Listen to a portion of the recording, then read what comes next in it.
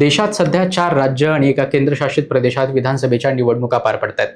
आपण या सगळ्या निवडणुकीच्या काळामध्ये मतदानाच्या संदर्भात असू देत किंवा इतर कुठले जे काही फॅक्टर्स या निवडणुकीमध्ये प्ले करतात त्या सगळ्याबद्दल बऱ्याचदा चर्चा केली आहे. या सगळ्या निवडणुकांचे आपण मतदानाची तारीख बघितली तर जवळपास सगळीकडे मतदान पार पडलेलं आहे. 29 एप्रिल रोजी पश्चिम बंगालमध्ये दुसऱ्या टप्प्यातलं शेवटचं मतदान होईल आणि त्यानंतर 4 मेला या सगळ्या विधानसभांचे निकाल जाहीर केले जातील. आपण या निवडणुकीच्या संदर्भानं विविध राज्यांच्या बद्दल विविध अंगाने चर्चा केली आहे. काही तज्ज्ञांशी देखील बोललोय, राजकीय विश्लेषकांशी सुद्धा बोललोय. पण एक महत्त्वाची गोष्ट चर्चा करायची या सगळ्या काळात राहून गेली ती म्हणजे या निवडणुकीमध्ये जे पक्ष निवडणुकीच्या मैदानात आहेत त्यांच्याबद्दल. जर तमिळनाडूचा विचार केला तर तिथे द्रमुक आणि अण्णा द्रमुक हे 2 प्रमुख प्रादेशिक पक्ष मुख्य स्पर्धक आहेत एकमेकांचे. पश्चिम बंगालमध्ये विचार केला तर भाजपची लढाई तिथं प्रादेशिक पक्ष असलेल्या तृणमूल काँग्रेस पक्षासोबत आहे. त्यानंतर केरळमध्ये UDF विरुद्ध LDF या 2 आघाड्यांमध्ये लढत आहे, जे काँग्रेस आणि डावे या दोन्ही राष्ट्रीय पक्षांचे प्रणित आघाड्या आहेत. आसामची सुद्धा निवडणूक पाहिली तर तिथं प्रामुख्यानं लढत ही भाजप आणि काँग्रेस यांच्यामध्येच आहे. पण आपण बंगाल, पुदुचेरी आणि तमिळनाडू याचा विचार केला तर या ठिकाणी ज्या निवडणुका होत आहेत तिथे जे प्रादेशिक पक्ष आहेत ते मात्र एक मोठा फॅक्टर म्हणून पुढे येत आहेत. तमिळनाडूमध्ये ॲक्टर विजय यांचा TVK हा पक्ष देखील एक मोठा फॅक्टर तिथे ठरू शकतो किंवा एक्स फॅक्टर ठरू शकतो, अशी देखील आपण चर्चा या सगळ्या निवडणुकीच्या निमित्तानं केली होती. आज आपल्याला जे बोलायचं आहे ते या सगळ्या जे सगळे प्रादेशिक पक्ष या निवडणुकीमध्ये मैदानात आहेत त्या सगळ्यांबद्दल बोलूयात. प्रादेशिक पक्ष आणि राष्ट्रीय पक्ष यांच्यात काय फरक असतो या संदर्भात चर्चा करूयात. आणि सध्या ज्या प्रकारचं राजकारण आहे, राष्ट्रीय पक्ष हे मजबूत होताना दिसत आहेत किंवा सगळे किंवा प्रादेशिक पक्षांची जी कामगिरी आहे ती ढासळत असताना या सगळ्यांसंदर्भात बोलणं देखील महत्त्वाचं ठरेल. आता याच संदर्भात बोलताना आपण आम आदमी पक्षाचं सुद्धा उदाहरण घेतलं पाहिजे की जिथे 2/3 राज्यसभेचे खासदार हे आम आदमी पक्षाला सोडचिठ्ठी देऊन भाजपमध्ये गेलेत. आज असाही एक निर्णय आलेला आहे की हे सगळे खासदार आता भाजपचे खासदार असतील. या संदर्भात राज्यसभा सेक्रेटेरिएटने एक पत्र देखील जारी केलेलं आहे. त्यामुळे प्रादेशिक पक्षांबद्दल चर्चा करणं इथे महत्त्वाचं ठरतं. नक्की हे पक्ष खरंच गरजेचे आहेत का? या पक्षांची नक्की आत्ताच्या राजकारणात गरज काय, भूमिका काय, या सगळ्यांबद्दल सुद्धा बोललं पाहिजे या निवडणुकीच्या निमित्तानं. आणि आजची ही चर्चा त्याच अनुषंगाने आहे. हाय, हॅलो, नमस्कार. मी निखिल. ऑन पॉईंटमध्ये आपल्या सगळ्यांचं अगदी मनापासून स्वागत. आपण पाहताय द ऑडिबन.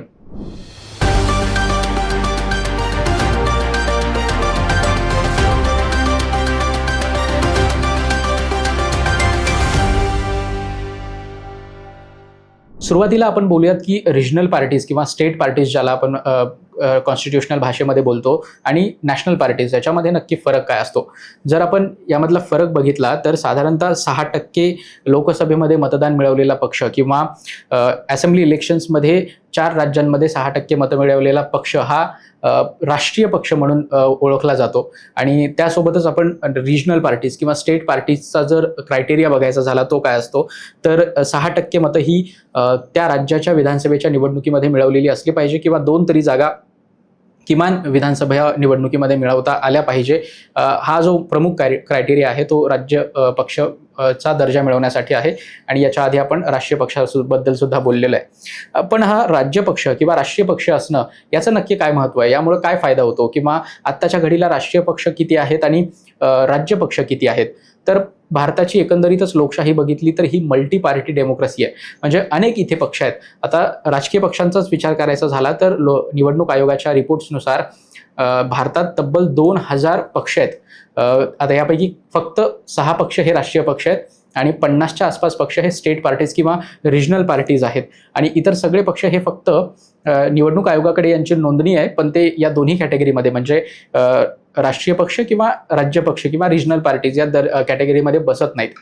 हे सगळे जे क्रायटेरिया ठरवले जातात ते election symbol reservation and allotment order 1968 याच्यानुसार ठरवले जातात. याचा पॅराग्राफ 17 जो आहे त्याच्यामध्ये हे सगळे क्रायटेरियाज लिहिलेले आहेत की नक्की राष्ट्रीय पक्ष कोणाला म्हणायचं आणि राज्य पक्ष कोणाला म्हणायचं.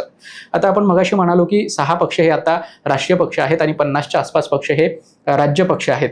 तर या 6 पक्षांबद्दल बोलायचं झालं राष्ट्रीय पक्षांबद्दल तर त्यामध्ये भारतीय जनता पार्टी, भारतीय राष्ट्रीय काँग्रेस म्हणजे काँग्रेस पक्ष, बहुजन समाजवादी पक्ष, आम आदमी पार्टी, CPIM म्हणजे मार्क्सवादी कम्युनिस्ट पक्ष आणि नॅशनल पीपल्स पार्टी जो नॉर्थ ईस्ट मधला पक्ष आहे, कॉन्रेड संगमा यांचा, म्हणजे पी ए संगमा जे लोकसभेचे माजी अध्यक्ष आणि आपल्याशी जोडून बघायचं म्हणजे हे राष्ट्रवादी काँग्रेस पक्षाचे संस्थापक सदस्यांपैकी एक असलेले पी ए संगमा यांचा जो पक्ष आहे नॉर्थ ईस्टमधला, तो नॅशनल पीपल्स पार्टी, हा देखील आत्ताच्या घडीला राष्ट्रीय पक्ष आहे.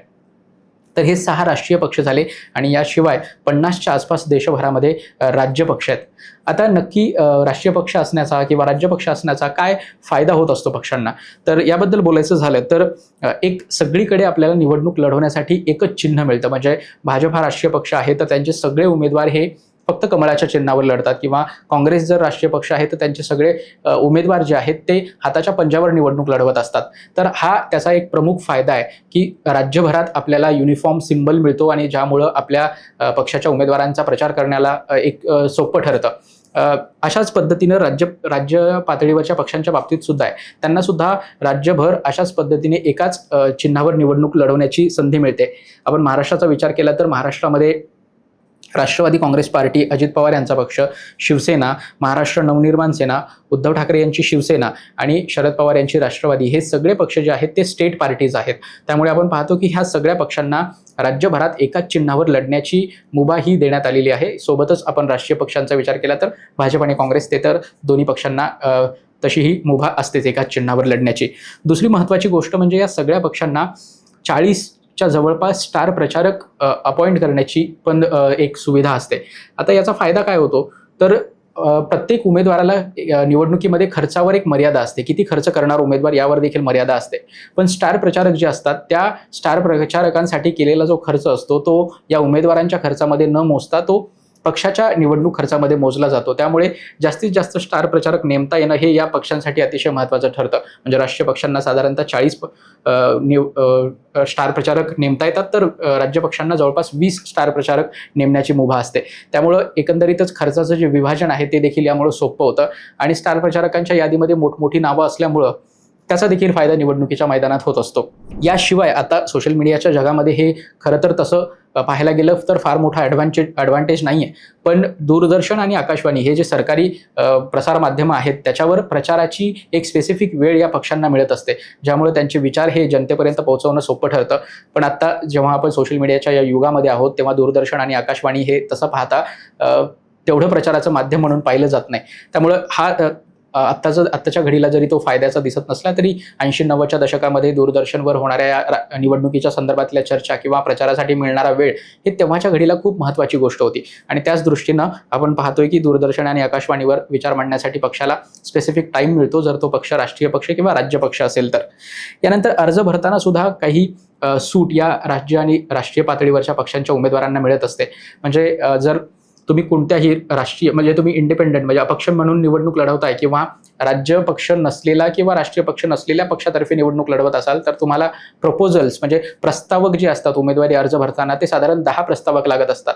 पण जर तुम्ही राष्ट्रीय किंवा राज्य पातळीवरच्या पक्षाचे प्रस्तावक असाल तर तुम्हाला फक्त एका प्रस्तावकाची गरज असते. हा यातला एक महत्त्वाचा फायदा दिसून येतो. याशिवाय जी अंतिम मतदार यादी तयार होत असते त्याच्या 2 कॉपीज देखील या पक्षाच्या उमेदवारांना मोफत मिळत असतात, त्याचा देखील एक फायदा आहे. याशिवाय राष्ट्रीय पक्ष जर तुम्ही असाल तर तुम्हाला दिल्लीमध्ये तुमच्या पक्षासाठी एक कार्यालय मिळतं, त्यासाठी एक कार्यालयासाठी विशेष जागा देखील मिळते. हे असे खूप सारे फायदे राष्ट्रीय आणि राज्य पातळीवरच्या पक्षाला मिळत असतात. राज्य पातळीवरच्या पक्षांना त्यांच्या राजधानीच्या ठिकाणी सुद्धा जागा मिळत असते त्यांच्या पक्षाच्या कार्यालयासाठी. अशा पद्धतीनं हे राज्य आणि राष्ट्रीय पातळीवरच्या पक्षांना फायदे मिळत असतात. राज्य पातळीवरचे पक्ष आणि राष्ट्रीय पक्ष यांना नक्की कोणते फायदे तोटे असतात याबद्दल आपण आत्ता बोललो. पण आता जर आपण प्रादेशिक पक्षांचा इतिहास बघितला, त्यांची वाटचाल बघितली, त्यांचा नक्की एकंदरीत प्रवास कसा होता तो जर पाहिला तर जी सुरुवातीची फेज होती स्वातंत्र्योत्तर काळामध्ये साधारण 1952 ते 1967 हा जो पिरियड होता पहिल्या 15 वर्षांचा, तो वन पार्टी डॉमिनंट फेजमध्ये आपली लोकशाही होती. म्हणजे काँग्रेस सिस्टम ज्याला म्हटलं जातं, फक्त आणि फक्त काँग्रेस पक्ष हा संपूर्ण काळामध्ये डॉमिनंट होता. राज्य सरकार असू देत किंवा केंद्रामध्ये सरकार असू देत, तिथे फक्त आणि फक्त काँग्रेसची सत्ता होती. सुरुवातीला राष्ट्रबांधणीचा काळ होता किंवा ज्याला आपण नेहरूवियन कन्सेन्सस म्हणतो, पहिले पंतप्रधान जवाहरलाल नेहरू यांच्यामुळे ज्याला आपण हे सगळं नेहरूवियन कन्सेन्सस अशी कॉन्सेप्ट पडलेली आहे, ज्याच्यामध्ये राष्ट्रबांधणीसाठी सगळ्यांनी एकत्र यावं, सगळ्या पक्षांनी काँग्रेससोबत काम करावं अशी एक थेरी होती, ज्यानुसारच अनेक पक्षांनी खरं तर तेव्हा स्वतःचं एक वेगळं अस्तित्व असताना ते सोडून काँग्रेसचा भाग झाले. काँग्रेससोबत त्या सगळ्यांनी राष्ट्र निर्माणाच्या कार्यात सहभागी होण्याचं ठरवलं. त्यामुळे याला नेहरूवियन कन्सेन्सस असं देखील म्हटलं जातं. तो काळ सोडला तर या 15 वर्षाच्या काळामध्ये कुठलाही प्रादेशिक पक्ष तसा मजबूत स्थितीमध्ये नव्हता.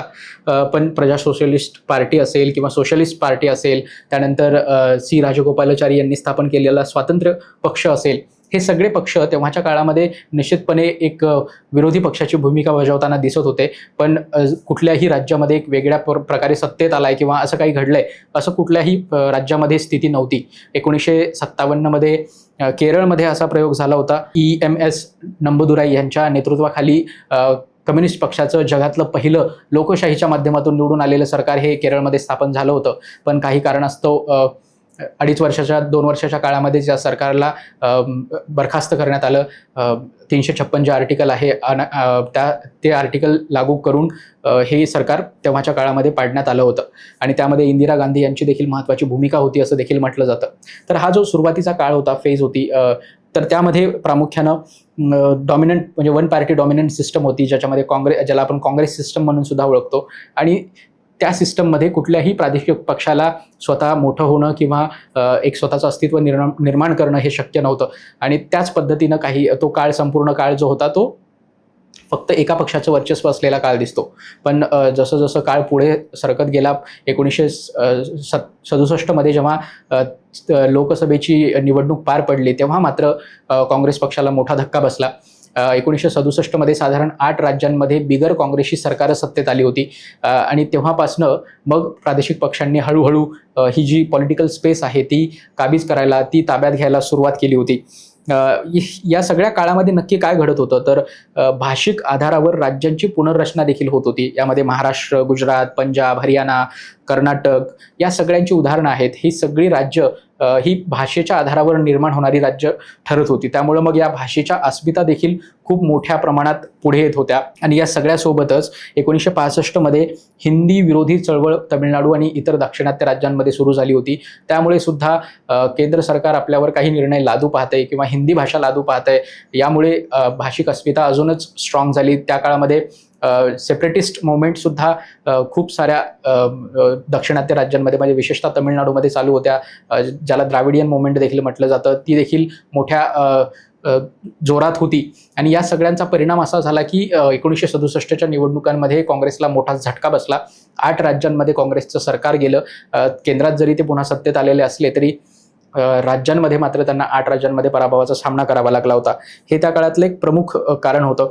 त्यासोबतच आरक्षणाचा मुद्दा देखील हळूहळू या काळामध्ये पेटत चालला होता. म्हणजे आपल्याला माहिती आहे की महाराष्ट्रात सुद्धा 1964 ते 67-68 या काळामध्येच ओबीसींची यादी तयार होत होती.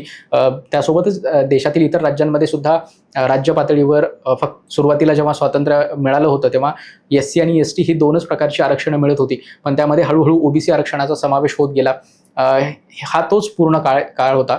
आणि मग या काळामध्ये ज्या मध्यम जाती होत्या त्यांना सुद्धा स्वतःचं एक पॉलिटिकल अवेकनिंग ज्याला म्हणतात, राजकीय जागृती या सगळ्यांमध्ये आली आणि त्यांनी सुद्धा आपणही राजकारणात जाऊ शकतो, आपणही राजकारणात प्रवेश करू शकतो या माध्यमातून भूमिका घ्यायला सुरुवात केली. आणि मग हळूहळू हे प्रादेशिक पक्ष जे आहेत ते पुढे यायला सुरुवात झाली.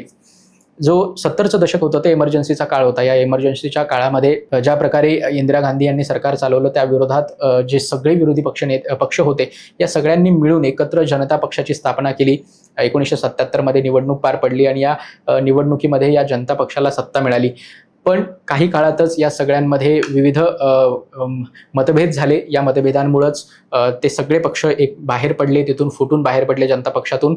आणि जनता पक्ष फुटल्यानंतर त्यामधून अनेक पक्षांची निर्मिती झाली, ज्यामध्ये भाजपचा सुद्धा समावेश आहे. भारतीय जनता पार्टी हा 1980 साली स्थापन झालेला पक्ष होता. त्यानंतर जनता दल युनायटेड देखील स्थापन झाला. जनता दल सेक्युलर, राष्ट्रीय जनता दल लालू यांचा पक्ष, त्यासोबत समाजवादी पक्ष मुलायमसिंग यादव यांनी स्थापन केला. बिजू जनता दल, त्यानंतर राष्ट्रीय लोकदल RLD जे भारताचे माजी पंतप्रधान चौधरी चरण सिंग यांचा पक्ष होता.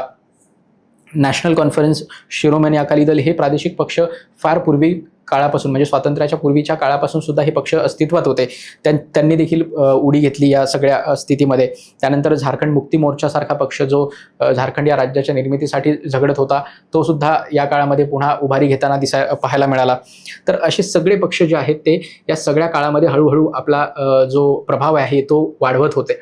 आणि नंतर जी फेज आली, ज्याला इयर्स ऑफ अलायन्सेस म्हणतात किंवा 25 इयर्स ऑफ अलायन्सेस, म्हणजे 1989 ते साधारण 2014 ही जी फेज होती, या फेजमध्ये तब्बल 25 वर्ष हे जे आघाडीचे पक्ष होते किंवा हे जे रिजनल पार्टीज होत्या ह्या डॉमिनंट होत गेल्या. त्यांनी केंद्र सरकारमध्ये महत्त्वाची भूमिका बजावली. केंद्र सरकारचे जे निर्णय आहेत त्याच्यावर प्रभाव टाकायला सुरुवात केली. ही ती फेज होती ज्याच्यात 1989ला राजीव गांधी यांचा पराभव झाल्यानंतर ती संपूर्ण फेज सुरू झाली होती.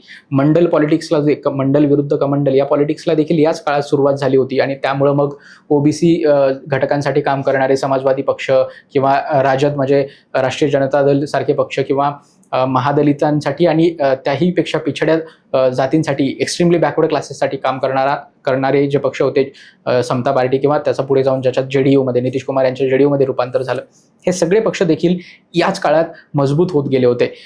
जर आकडेवारी बघायची झाली तर या संपूर्ण काळामध्ये प्रादेशिक पक्षांची जर स्थिती पाहिली तर सुरुवातीला 1989 मध्ये 27% वोट शेअर देशभरात या पक्षांकडे होतं. पण हळूहळू या सगळ्या पक्षांनी चांगली कामगिरी करत गेले. 2009 मध्ये साधारण 53% हे पक्ष त्यांचं वोट शेअर गेलेलं होतं. म्हणजे एवढ्या मोठ्या मतांच्या टक्क्यावर या प्रादेशिक पक्षांची मक्तेदारी होती किंवा त्यांच्याकडं हे एवढं वोट शेअर होतं.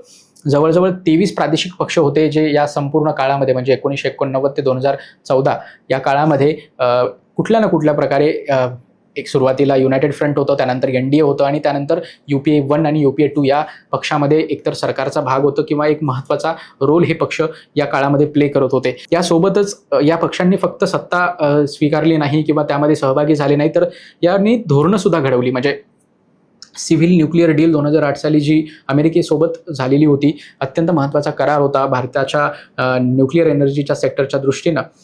तो करार होण्यामध्ये सुद्धा या प्रादेशिक पक्षांची अत्यंत महत्त्वाची भूमिका होती. अशा अनेक धोरणात्मक निर्णयांमध्ये हे पक्ष महत्त्वाचा भाग होते. त्यामुळं सुद्धा या पक्षांकडे तेवढ्याच चांगल्या दृष्टीनं सुद्धा बघितलं पाहिजे. आणि या सगळ्यानंतर जो फेज या सगळ्यांनी पक्षांनी तयार केली ती म्हणजे ट्रू फेडरलिझम. जे भारताचं फेडरलिझम आहे ते ज्याला आपण सुडो फेडरलिझम म्हणतो, म्हणजे ते खरोखरचं फेडरलिझम नाही आहे किंवा राज्यांना स्वतःची अशी वेगळी ताकद नाही आहे. पण या सगळ्या प्रादेशिक पक्षांचा जो वाढता दबदबा होता, त्यांचं वाढतं वोट शेअर आणि जागांचा लोकसभेमध्ये मिळणाऱ्या जागांचे प्रमाण होतं, त्यामुळे यांचा खरंच दबदबा या काळामध्ये 25 वर्षाच्या काळात केंद्र सरकारमध्ये राहिला. या सगळ्या पक्षांनी या संपूर्ण काळामध्ये अत्यंत महत्त्वाची भूमिका देशाच्या राजकारणात बजावलेली होती. त्यामुळं सुद्धा हे प्रादेशिक पक्ष अशाच पद्धतीनं महत्त्वाचे ठरतील पुढच्या काळात सुद्धा असं वाटत होतं. आणि मग त्यानंतर उजाडलं 2014 मध्ये नरेंद्र मोदी यांच्या नेतृत्वाखाली तब्बल 30 वर्षानंतर कुठल्या तरी एका पक्षाला स्पष्ट बहुमत मिळालं होतं. याआधी 1984 मध्ये इंदिरा गांधी यांच्या हत्येनंतर राजीव गांधी यांच्या नेतृत्वाखाली त्यांना 415च्या आसपास जागा मिळालेल्या होत्या. 2/3 बहुमत लोकसभेमध्ये मिळालं होतं. पण त्यानंतर कुठल्याही लोकसभा निवडणुकीमध्ये 2014 पर्यंत कुठल्याही एका पक्षाला स्पष्ट बहुमत मिळालं नव्हतं, जे 2014 साली नरेंद्र मोदी यांच्या नेतृत्वाखाली भाजपला मिळालं होतं. आणि तेव्हापासून पुन्हा आपण वन पार्टी सिस्टमकडे चाललोय का किंवा भाजप डॉमिनेटेड सिस्टमकडे चाललोय का, या पद्धतीची रचना या सगळ्या काळामध्ये पाहायला मिळत होती. या सगळ्यात काय दुसरी गोष्ट महत्त्वाची काय ठरली तर ती म्हणजे भाजप डॉमिनंट होत असताना काँग्रेस पक्ष मात्र हळूहळू कमजोर होत चालला. काँग्रेस अनेक राज्यांमधून त्याची पिछेहाट होत होती. भाजपचा काँग्रेसच्या विरोधातला जो स्ट्राईक रेट होता निवडणूक लढवण्याचा आणि जिंकण्याचा, तो साधारण 90% आसपास होता.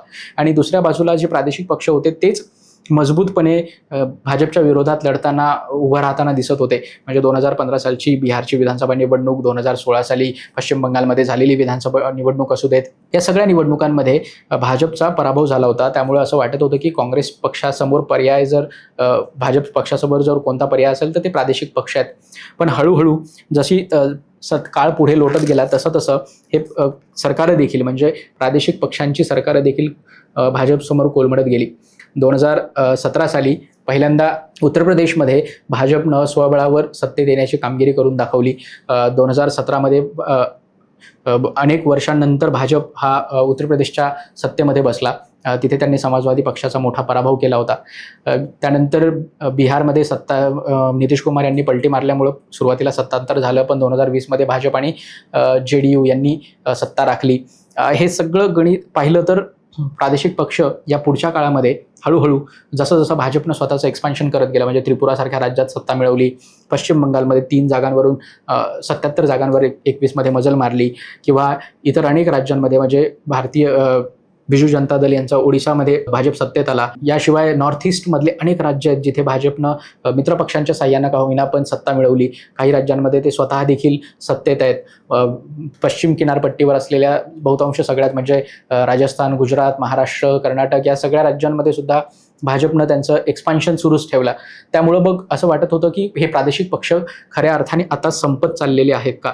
आणि दुसरं, या प्रादेशिक पक्षांचं जे नेतृत्व आहे ते सुद्धा यासाठी कारणीभूत होतं की जी कामगिरी प्रादेशिक पक्ष स्थापन झाले होते ते साधारण 80-90च्या दशकात स्थापन झालेले पक्ष आहेत, आणि तेव्हा त्यांच्याकडे एक मजबूत नेता होता. म्हणजे जर आपण पक्षांची उदाहरणं घेतली तर समाजवादी पक्षाकडे मुलायमसिंग यादव होते, त्यानंतर राष्ट्रीय जनता दल म्हणजे राजदकडं लालू प्रसाद यादव यांच्या रूपाने एक महत्त्वाचा नेता होता. बहुजन समाजवादी पार्टी यांच्याकडे सुरुवातीला कांशीराम आणि आता मायावती हे मजबूत नेतृत्व होतं. जो तेलंगणा राष्ट्र समिती TRS नावाचा पक्ष आणि जो आता भारत राष्ट्र समिती म्हणून ओळखला जातो तो BRS पक्ष, त्यांच्याकडे KCR हे मजबूत नेते होते. पण आत्ता हे जे नेते आहेत ते एकतर वयाच्या 70त आहेत, 80त आहेत, तर यापैकी अनेक नेते आता जिवंत सुद्धा नाही आहेत. त्यामुळं हे सगळे जे करिश्माई नेतृत्व होतं ते हळूहळू एकतर त्यांचं निधन झालं, किंवा हळूहळू हे नेतृत्व आता वयाने पुढे जात असल्यामुळं त्यांची दुसरी पिढी तिसरी पिढी ही राजकारणात आलेली आहे. आणि मग हे सगळे पक्ष एकंदरीतच परिवारवादी पार्टीज झालेत का, हा एक मुख्य मुद्दा मतदारांपुढे आहे. त्यासोबतच अशा पद्धतीचं म्हणजे टीका देखील त्यांच्यावर होत आलेली आहे. घराणेशाहीची टीका सातत्यानं होत आलेली आहे. त्यामुळं जो 3 जनरेशनचा रूल असतो की तिसऱ्या पिढीमध्ये साधारणतः कुठलाही प्रकारचा व्यवसाय असू देत किंवा इतर गोष्टी असू देत त्या डिक्लाईनमध्येच असतात, तशा पद्धतीने या पक्षांची अवस्था होत चाललेली आहे का, असं सध्याचं चित्र या सगळ्या ह्याच्यामधून दिसून येत आहे. 2017 साली जेव्हा GST आला त्याच्यानंतर काय होतं तर जे आर्थिक स्वातंत्र्य राज्यांना होतं ते आर्थिक स्वातंत्र्य कमी झालं. त्या आर्थिक स्वातंत्र्य कमी झाल्यामुळं या पक्षांना केंद्र सरकारवर जास्त निर्भर राहावं लागतंय, आणि केंद्र सरकारवर जास्त निर्भर राहिलं तर मात्र मग जर विरोधी पक्ष विचारधारेचा किंवा विरोधी विचारांचा पक्ष तिथे सत्तेत असेल तर या पक्षांना राज्य चालवण्यात अडचणी येत आहेत. त्यांच्या जर यासोबतच त्यांना वेलफेअर स्कीम्स राबवायच्या असतील तर त्यासाठी निधी कुठून उभारायचा हा महत्त्वाचा प्रश्न त्यांच्यासमोर उभा राहिला आहे. आणि अशा सगळ्या कारणांमुळं हे प्रादेशिक पक्ष खरंच भाजपसारख्या मजबूत राष्ट्रीय पक्षासमोर, किंवा आत्ता काँग्रेससुद्धा हा पक्ष जो आत्तापर्यंत डिक्लाईनमध्ये होता तो 2024च्या निवडणुकीच्या नंतर लोकसभेत तरी वर आलेला दिसला, तर काँग्रेससारखा पक्ष हळूहळू वर येत आहे. भाजप अजून डॉमिनंट होत चालला आहे. हे 2 पक्ष राष्ट्रीय पक्ष मजबूत होत असताना हे प्रादेशिक पक्ष जे आहेत ते टिकाव धरू शकतील का, हा महत्त्वाचा प्रश्न या निमित्तानं निवडणुकीमध्ये समोर आलेला आहे. आणि आता जेव्हा तृणमूल काँग्रेस समोर भाजपचं एक कडवं आव्हान आहे, आत्तापर्यंत ममता बॅनर्जी यांच्या आयुष्यातलं सगळ्यात तगडं कडवं आव्हान हे तृणमूल काँग्रेस समोर आहे, ममतांसमोर आहे असं दिसतंय. त्यासोबतच DMK जिथे तमिळनाडूमध्ये दर 5 वर्षांनी सत्ता बदलाचा आत्तापर्यंतचा अनुभव आहे, तिथे जर DMK पक्ष सत्तेत येऊ शकला नाही स्टॅलिन यांच्या नेतृत्वाखाली, तर तिथे सुद्धा आणि तमिळनाडू आणि पश्चिम बंगालमध्ये सुद्धा तर हे 2 पुन्हा प्रादेशिक पक्ष सत्तेच्या बाहेर राहिले तर ते सुद्धा हळूहळू इरिलेव्हंट होत जातील अशी देखील शक्यता नाकारता येत नाही. त्यामुळं आत्ताच्या या राष्ट्रवादाच्या भावनेतून प्रेरित असलेल्या एकंदरीत राजकीय स्पेसमध्ये या प्रादेशिक पक्षांची खरंच गरज आहे का, असा महत्त्वाचा प्रश्न अशा संपूर्ण काळामध्ये उपस्थित झालेला आहे. पण आपल्याला काय वाटतं, हे प्रादेशिक पक्ष असणं हे लोकशाहीसाठी गरजेचं आहे का, किंवा 2 राष्ट्रीय पक्ष असतील तरी आपली लोकशाही सशक्त असू शकते? आपल्या प्रतिक्रिया नक्की कळवा, आणि अशाच प्रकारचा माहितीपूर्ण कॉन्टेंट पाहण्यासाठी ऑड इव्हेंटला लाईक, शेअर, फॉलो करायला विसरू नका. आज इथेच थांबूयात. धन्यवाद.